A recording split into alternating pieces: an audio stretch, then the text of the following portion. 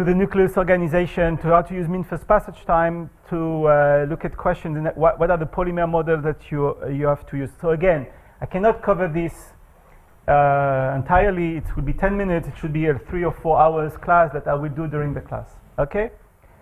So far we have seen, I've shown to you mean first passage time, how you calculate this analytically, why formulas are important, how you can apply this to chemical reaction to get information about mean time to threshold. I didn't show you much about the application, but we use it really to extract chemical reaction where we have information from the system. But you know, I had to choose and I had to cut.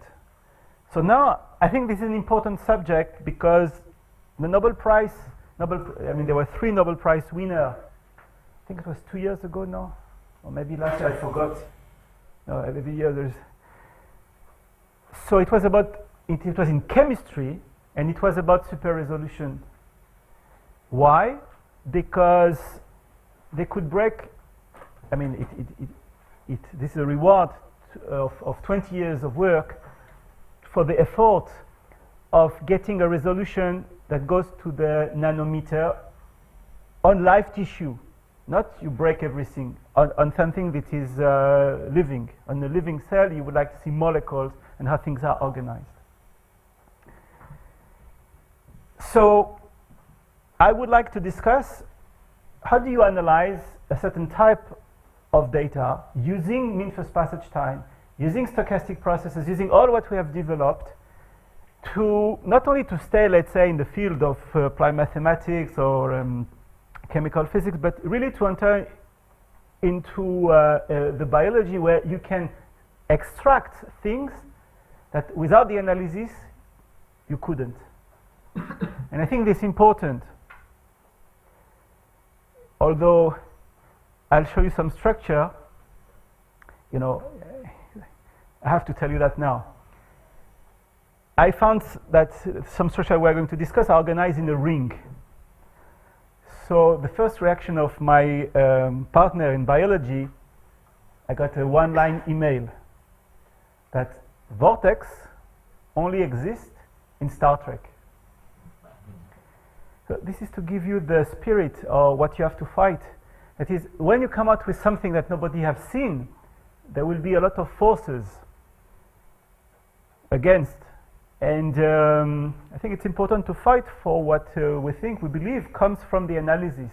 Although you cannot see it with the eye, you can see it through the mathematical analysis, through the data analysis coming from the the methods we have developed. Okay. So novel type. So this small lecture will be organized like this. What are the novel type of single particle trajectories? This is just to present you the trajectories. This is to introduce you the model. What we can extract from those trajectories. If you have instrumental noise, how you remove the noise from the instrument, from the data, where is the noise from the instrument, so you can get really the physical process underlying this. How you analyze data and you extract biophysical information. And finally, how you use all of this to generate simulations to create statistics that are not accessible directly by the data, on the data. This is a neuron, hippocampal slice, hippocampal neurons. These are not slides, this is culture.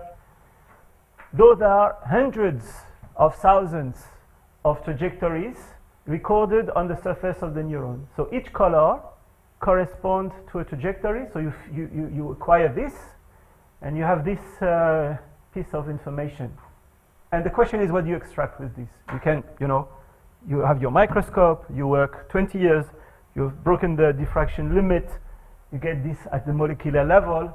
What can you extract? What can you say about how the surface of the neuron is organized, for example? Because they are doing the job for you. They are sampling the neuron, they are sampling the space. So we expect that if we can go back, extract from the data what we want, we can get information, for example, about the crowding. How crowded is the dendrite? because they have explored that for us. And I will explain how you produce this drift map from this. So again, description of the trajectories. Those are my partner from Bordeaux that gave me all of this data in about 2010 when they just succeeded to develop the technique. This is called SPT-PALM, single particle trajectory, on this PALM, which is the photoactivation microscopy, where they can record about 7 consecutive points, an average, with a delta T of 50 milliseconds.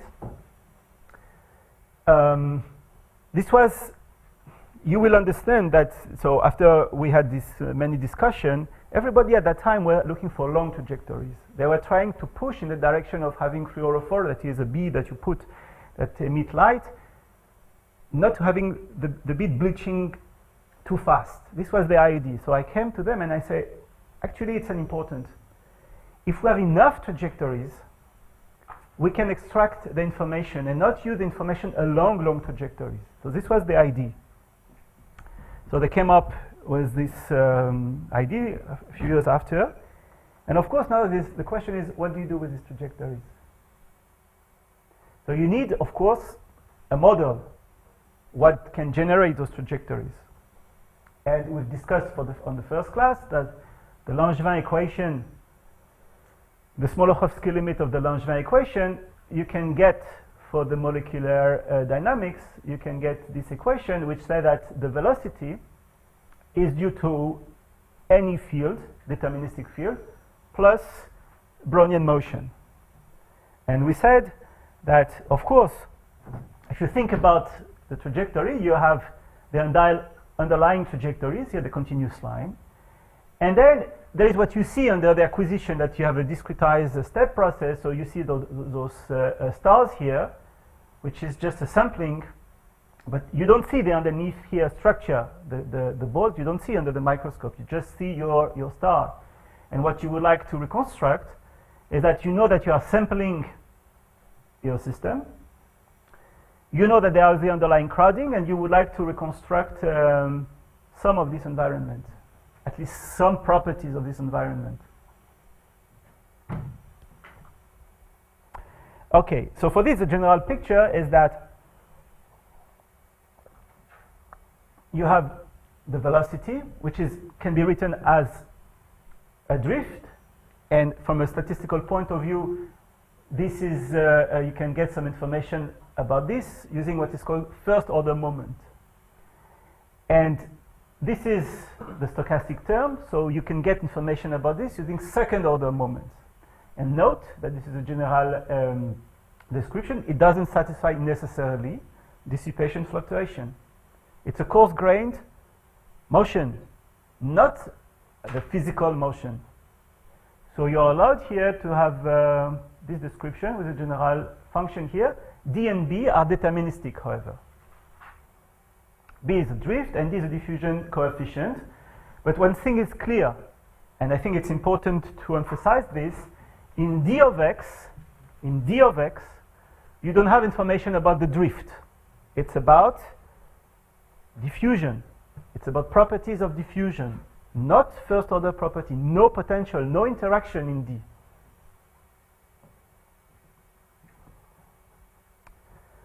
Okay, so now how do you extract B of x and D of x? So this is, we would like to invert this Smoluchowski limit equation.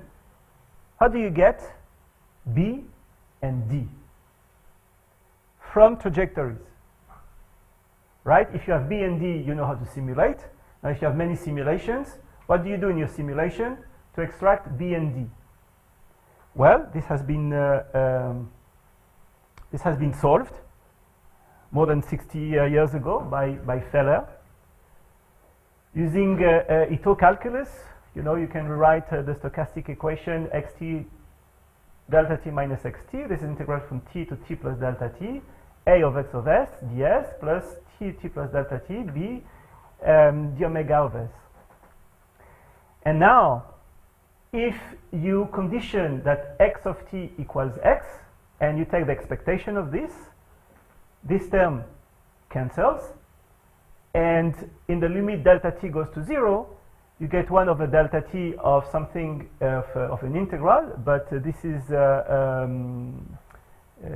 you can calculate it because this is just the limit is just this term here, a of x, taken at position x. In other words, b of x, the field, is the limit when delta t equal to 0 of this expectation. So from this, you just rewrite this as your estimator. Take all trajectories if you discretize the space, all trajectories that are going through a pixel around x, this is going to be your mesh. Calculate this estimator, calculate the sum on your empirical data, so you have to have enough. So this is another question, how many you need, and you get an estimation for the drift. And similarly, so the idea is that you don't need any more. This is exact. To calculate the drift, you just need enough trajectory that are going through your point, which is exactly what the super resolution data with many trajectories covering the neuron will give us. Okay, and you can do the same for the diffusion tensor. You just calculate what is called the second moment. You do the same argument, use Ito calculus, you express this expectation, and then you can calculate you propose this empirical sum, and you can calculate directly from your empirical data. You have an approximation of the diffusion tensor at each point, and then now you have recovered the drift and your the stochastic part, and in principle with this you can simulate any trajectory you want at the resolution you want. All right, and this will do that. I'll explain how to do that in the second part. Of course, you are limited by this grid scale that you have taken, but at least you can do that because now it's continuous. Yes? Okay, but I mean, to do that, the assumption is that sort of like I'll say something which might sound weird. The heterogeneity is homogeneous in some sense. Because you're kind of saying that, okay, I have some trajectories here, I can calculate b of x, and I have some trajectories there, I can calculate b of x. No, it's the same point, the same x. So the trajectory, I have to look at the trajectories going through the same point. So trajectories that are there will account for what happened over there. I only take the trajectory that goes through this point x. Once I have a trajectory going through here, I looked at x and x at t plus delta t. I wait for another trajectory to come here, and I do this. So it's important. Your question is important because it's at each point, it's local. It doesn't assume anything about what happened at any other place. But you cannot do it for all the points of x, yeah? So you need to do some, you need to do some guess for what happens between this point and this point, basically. Or, I mean, why would you need a guess? Why would you need to do that? But I mean, you cannot. Maybe I'm missing something, but I mean, I can understand that locally for a specific x you can calculate this. Yeah. But then that doesn't. But how would you calculate for an x close to that? I mean, if you continue. This is true at position x. So let me show you. Okay. The idea is that you have this at position x, and now you do that at another x. So, of course, you are in a discrete system, so you have to discretize. So then you cut into pixels, and you do that in each pixels. And the pixel that depends on the resolution you want. So I'll show you how you do this, how you do the pixelized. Yeah. Each pixel, how many data points do you have from a typical experiment? So okay. I wanted to talk all of this later, but this is about we have different pixel of 50 nanometer, then 100 nanometer, 200 nanometer, and we calculated, we had some estimate that you need about 200 points falling on this pixel to have a pixel that's relevant. And then we didn't have this. I'll show you. We have to remove the pixel. I mean, there is a story to tell on this. Okay. But before this, we enter into this conversation. There is another caveat that I would like to discuss, is that suppose in green this is a real trajectory, the physical trajectory, the one that will be generated by the stochastic equation. But in addition, because of whatever comes into the measurement, into the instrument, into the tracking, and there is more, but I just show you, one of the problem. Suppose you have a localization error with a width sigma that you know. It depends on your instrument, so you know how to calibrate. This is known. So instead of having, let's say, the position given here, you get the position in blue. So you get an error each time you do a measurement, so you ended up having, you're seeing the blue, but the real one is the green one. Right? So how do you account for this? So you just write that at each point you have sigma, which is the variance, which is fixed, which is known from, let's say it's tens of nanometers, or let's say 50, 40. Eta n is the noise. Let's say this is Brownian noise. So you have to add this to the discretization of your real trajectory, the physical trajectory. Okay, so how can we recover now A and B, which is the drift and the variance, when you observe Yn? All right? You want to extract the physical parameter when you have a corruption by some noise. So, again, I'm not going to go into the detail of the calculation. I'm just going to give you the result. So you discretize your stochastic equation, T at delta T and delta T. And basically, you are interested in the transition probability of the process Yn, which is the sum of the noise plus the physical process. And you would like to estimate this.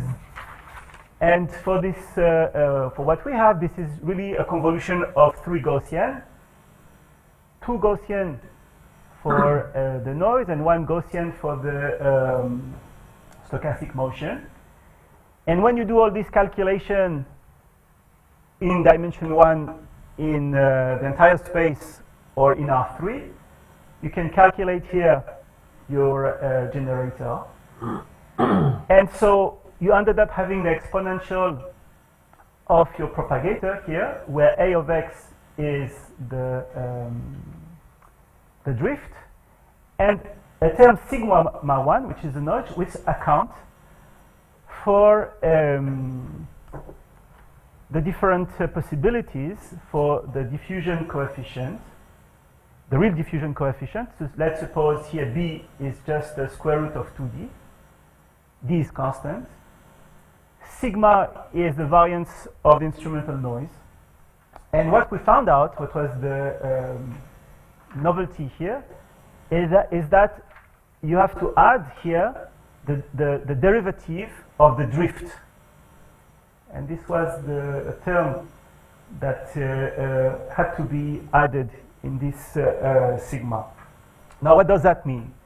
It means that when you look at your empirical estimator and you just study yn plus 1 divided by yn, so here delta t is fixed, so because usually in the experimental setting you fix delta t.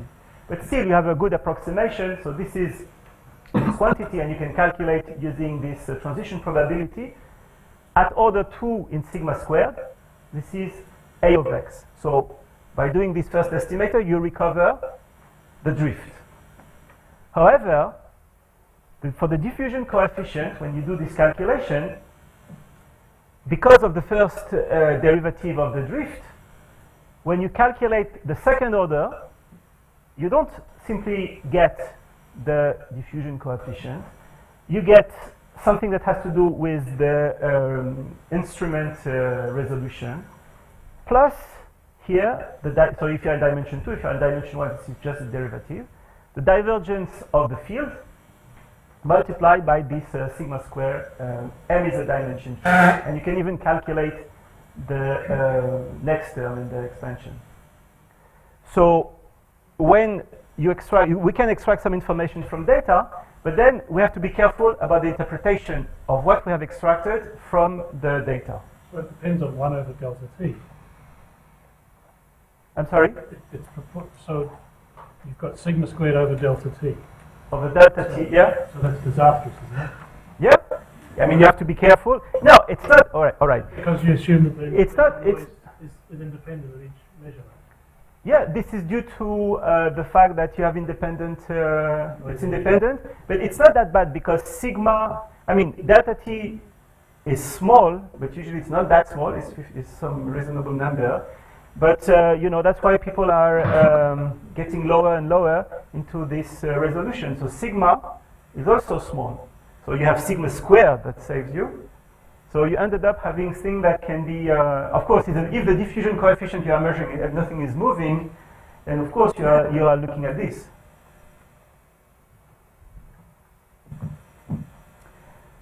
Okay, so we give also criteria to exactly in this condition what happens, for example, if you are looking at a particle which is not moving.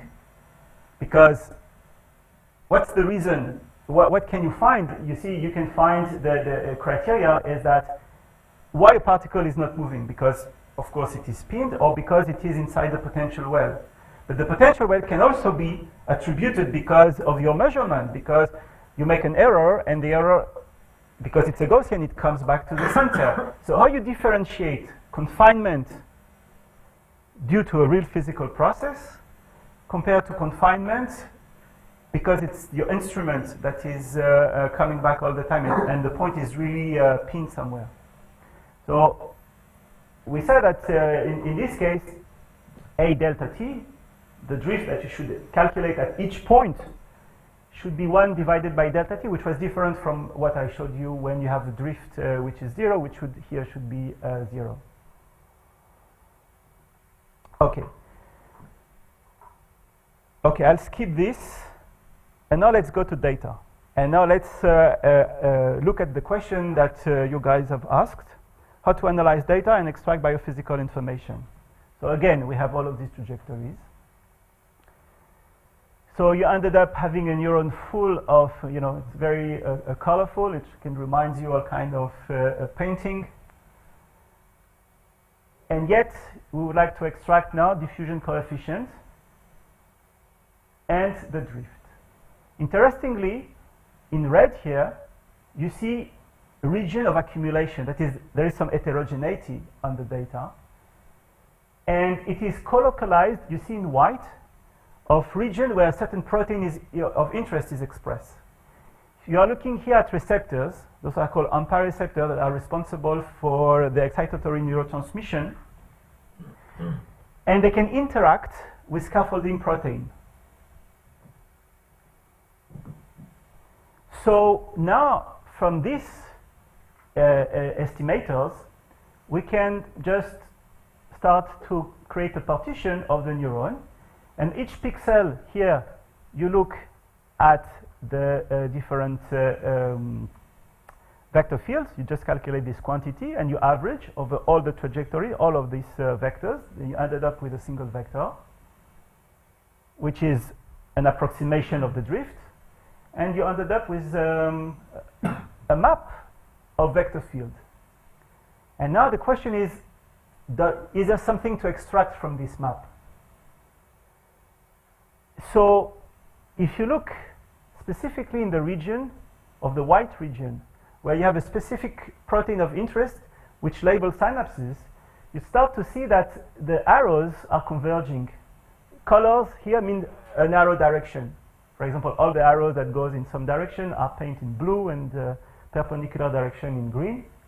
And here you can start to see that first of all the arrows are going, the amplitude is converging to 0 toward the center, and they are converging. What is the meaning of this?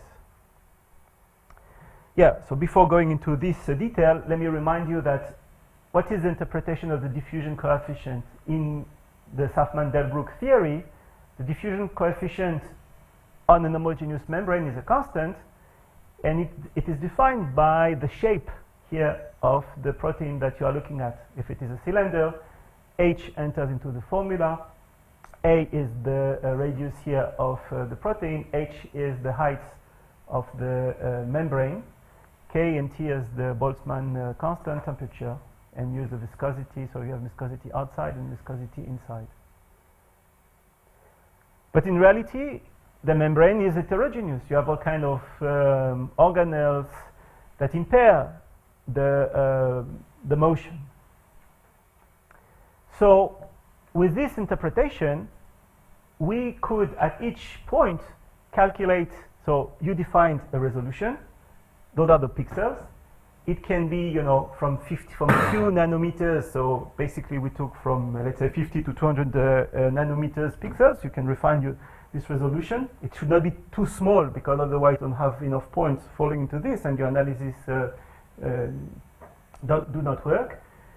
And so you can look at the map of the diffusion tensor and see how it varies as a function of the position. So this gives you already information about the heterogeneity of the membrane. Then, if there is a force, it can be due to local transport. It can also be due to a force. So this is the first order term.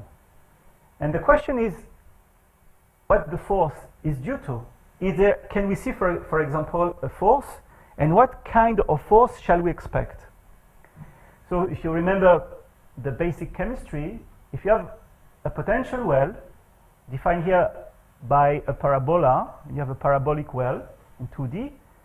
If you take the gradient of this, this is a signature of a potential well, which is a signature of an interaction. So the question now is reduced to an image processing algorithm. Can we find in the image of the vector field region where you have converging arrows? The answer is yes. So we have these arrows, and we indeed found region of convergence. And then you have to quantify what's the probability that this is due to, that happens just randomly. Is it true that this is something that is real? So we spent at least a year to try to answer this question. We looked, for example, at what happened when you change the grid size. Can you still see converging arrows at a different resolution? So the first one is 50 nanometer, the second one is 100, 200. And yes, we could indeed find that this effect, although it has some changes in the length here, is independent of the analysis of the size of the grid. And then what we did is, those are the real example of the arrows, and this is here the approximation of this by a classical generic potential well, which is quadratic. And so you could see the similarities, and then so we were quite happy to see that we could approximate this region with this very crude model of a potential well. Okay, I'm not going, all of this has been published in this PNIS paper, where we also quantified, I don't want to spend much time here discussing this quantification, but what is the likelihood? How you reconstruct from this drift, this potential well, and also we defined here a sort of likelihood of how good is these arrows in terms of, can it be a random event that the arrows are converging? And basically we found out that by using simulations that it cannot, it has to be real. So I'll skip this.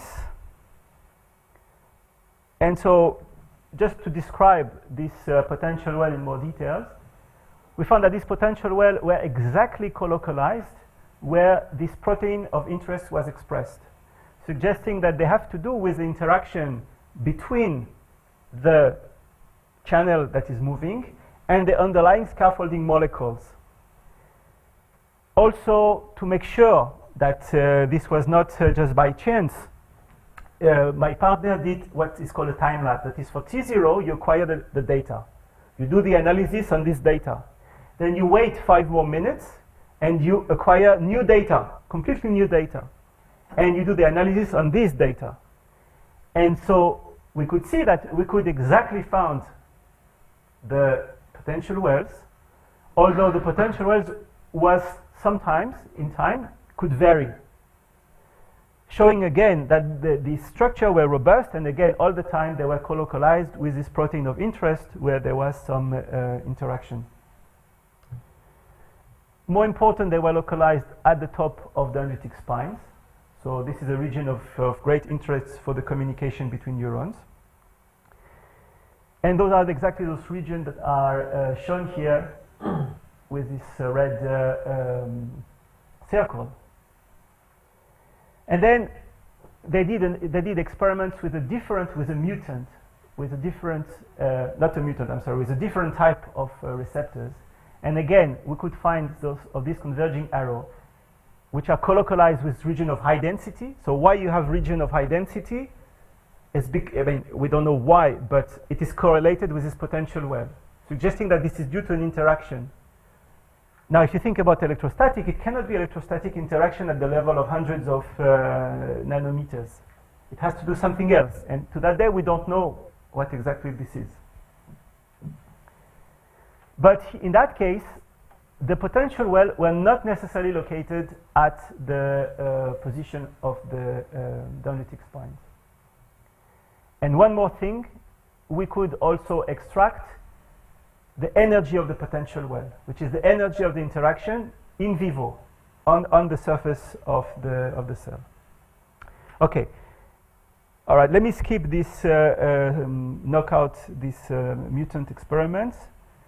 Now I would like to go to, and we could repeat, I mean, this was found also on other type of channels, on other type of molecules, on the type of system. So there is this potential well turned out to be something that exists for a large class of receptors. Okay. Okay, I'll spend 2 minutes on this and then I'll switch. Okay, now because we are looking here about simulations, those are short trajectories, and you are interested in how long it takes for a protein, a molecule of interest, to escape a dendritic spine where you have a trajectory which is much smaller. So how do you get statistics about the time it takes for one of these proteins that I've shown to you, these channels, to escape from these potential wells? How you do this? Right, because the residence time of this protein is important. They determine what is called the synaptic weight, and you are interested in how long they stay over there. So now comes the different question that you guys have asked is, first of all, we need to create a grid. We need to have enough points on each grid. This will allow us to have this diffusion coefficient and the drift. We may have also potential well that will retain if we do a Brownian simulations that should be added into the dynamics. And now what do we do with partial information? When some information are missing, we can have a situation where black means we have data. White means we don't have enough data. So still we would like to make a simulation using this information in the entire dendritic spine.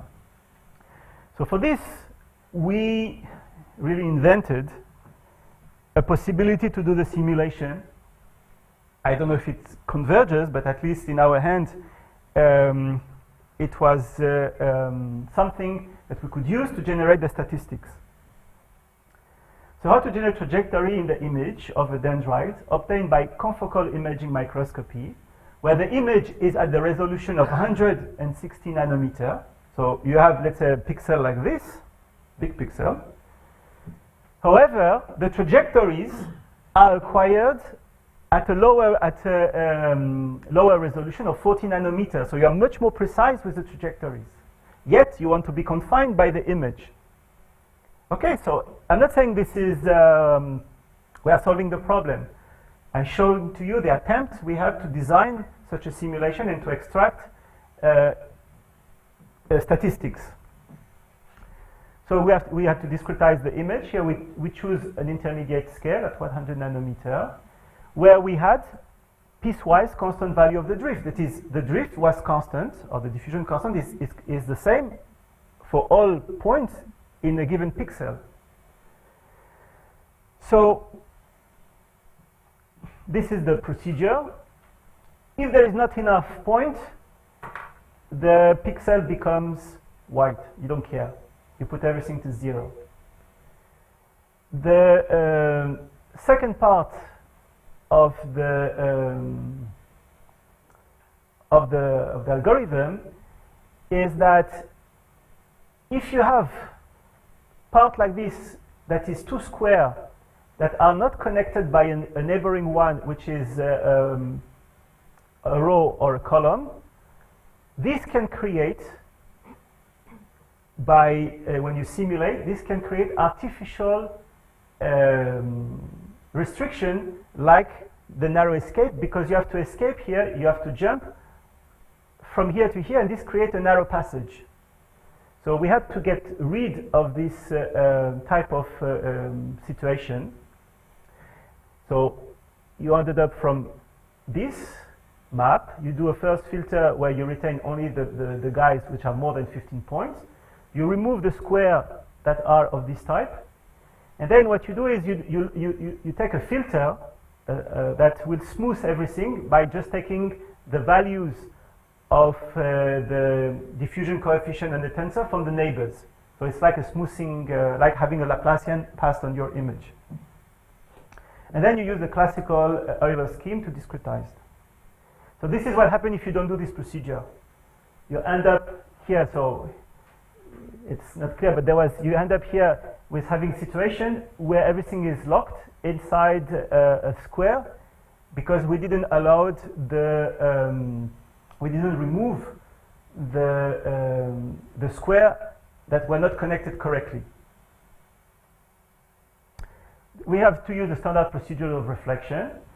And now, so you ask how you choose the time step delta t. So we have to choose the time step delta t such that we wanted at least 5 time steps in these boxes.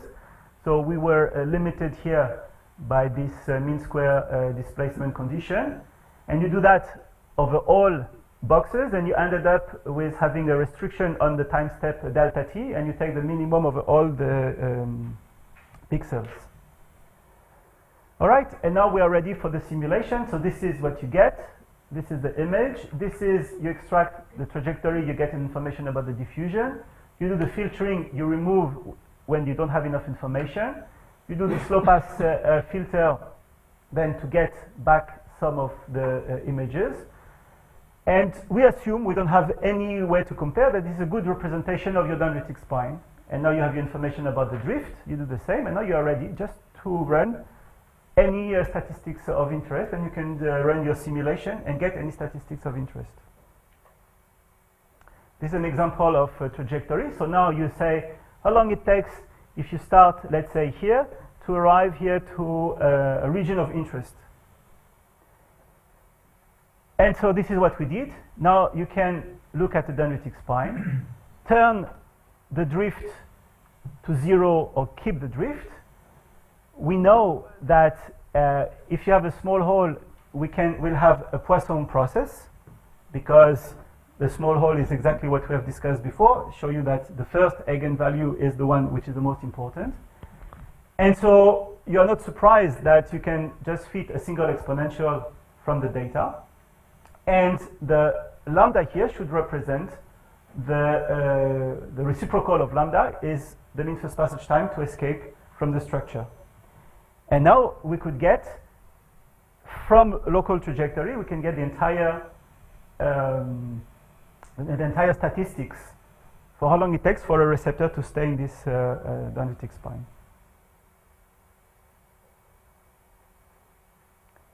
Okay, and then we compared with analytical results.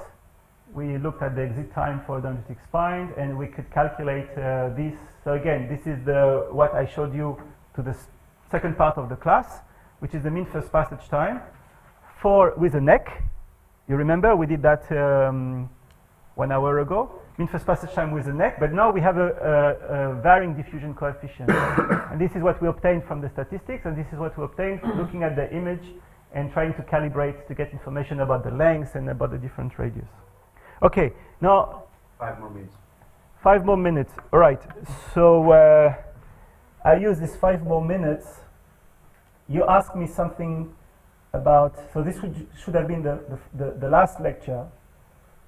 So Well, it is the last lecture. it is, but it's not going to last the time I had in mind. So I would like to show you a mean first passage time process for polymer in high dimension that can allow to calculate looping for polymers. So this is very different. This is based on the shift of the first eigenvalue or the spectrum on Riemannian manifold.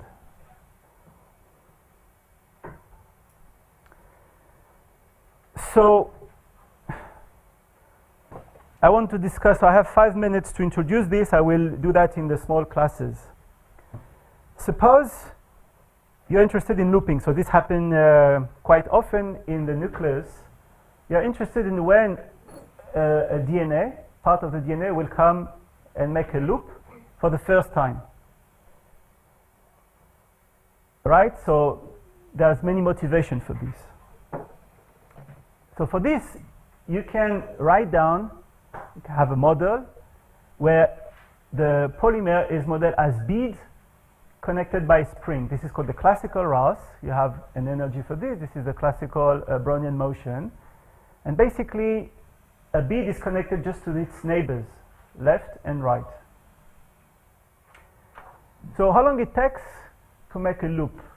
It's the time it takes to have such a condition that R1 minus Rn less than epsilon. So how do you address this mean first passage time question? You have to embed everything into the space, which is the product of the space where each bead lives.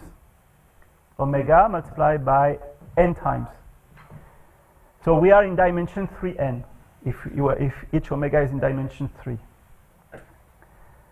So then there is a procedure, which is very classical, to transform this Rouse equation into a mode equation, which is basically using the Fourier transform.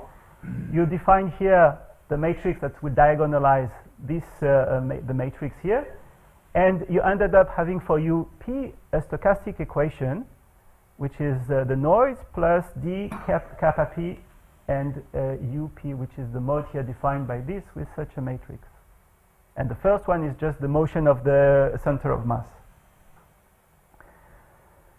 So then the Fokker-Planck equation is the Fokker-Planck for the joint of u1, un minus 1. You don't care anymore about u0 because u0 is just the motion of the center of mass. And the probability distribution function satisfies the Fokker-Planck equation.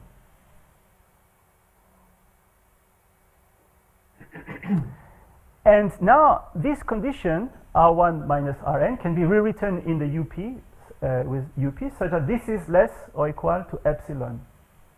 Note that this is a tubular neighborhood of an algebraic, even linear condition, which is sum of p odd of UP of this equal to 0. So to understand what is this boundary, just look at what happens if you have an ensemble of a rod, which can they can move here with a random Brownian angle. So you have a sum of exponential, and the condition is when can this make a loop of size epsilon for the first time? So you have to look at the boundary when this is equal to epsilon, and what you have to look at is a solution in n dimension of d Laplacian this equal minus 1 and u or t equals 0 on this boundary.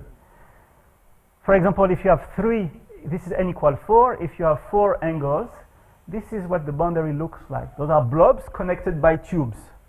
So you have a mean first passage time in these theta angles to this configuration. Okay, so now how do you address this question? So this is just to give you, in this case, a picture of which is the space where you calculate the mean first passage time. So you can use here the Fokker-Planck equation. You can estimate, you can calculate what is the mean first passage time as a function of the integral of the probability density function. So this is classical.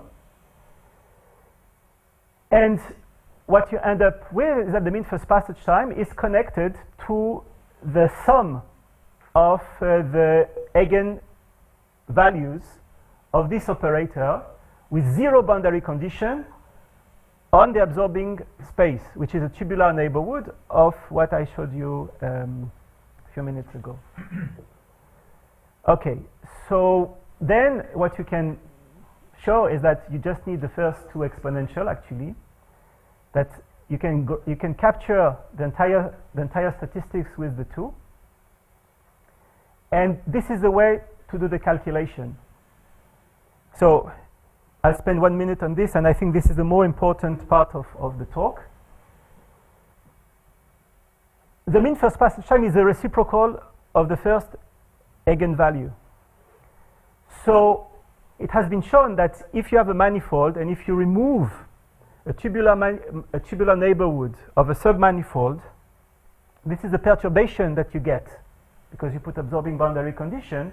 So S is the skeleton when epsilon equals 0 of the tubules, multiplied by epsilon, which is the radius, and you have to calculate the first eigenvalue on this structure. This is in dimension 3, and in dimension 2 is 1 over log. So you can use this to calculate the mean first passage time in very high dimension.